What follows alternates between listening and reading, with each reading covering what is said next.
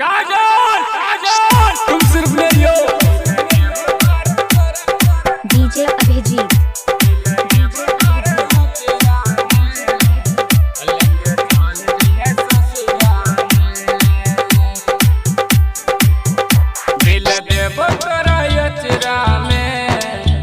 लेके चल जइया ससुरा में, दिल देबो तोरा यचरा में, लेके चल जइया ससुरा में।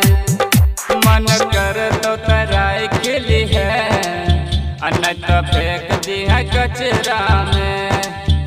दिल देबो तोरा यचरा में, लेके चल जइया ससुरा में।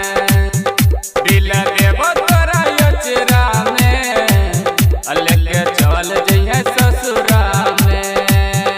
Recording by Rhythm Studio Bhawanpur.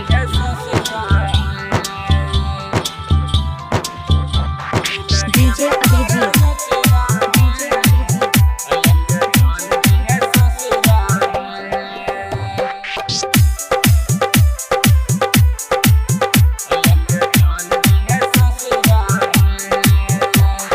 तोहर ई जुदाई हम न सहबो, तोरा बिना जान गे हम न जीवो।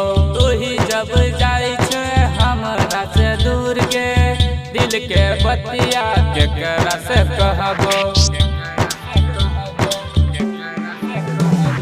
तोहर ई जुदाई हम न सहबो, तोरा बिना जान गे हम न जीवो। होई तो विदाई अखियाँ के सोझ, कोई न में बैठ के खूबे हम कानबो। एक न पैबो तोय रही नहीं पतरा में, लेके चल जइया ससुरा में। दिल देबो तोरा यचरा में, लेके चल जइया ससुरा में। Recording by Rhythm Studio Bhawanpur.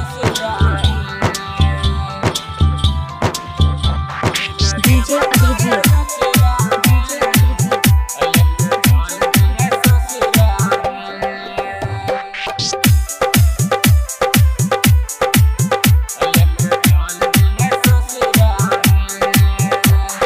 पियाजी के नाम मेहंदी रचैली, आज के जिंदगी में कहियो न अइली। पागल के जेना कर दोगे पंकज, राजा मही के जब तू तैली। काजल काजल तुम सिर्फ मेरी हो। पियाजी के नाम मेहंदी रचैली, आज के जिंदगी में कहियो न अइली। पागल के जेना कर दोगे पंकज, के राहु के जब तू सतैली। हंसी खुशी जइहे तोरा रोकबो न जतरा में, लेके चल जइहे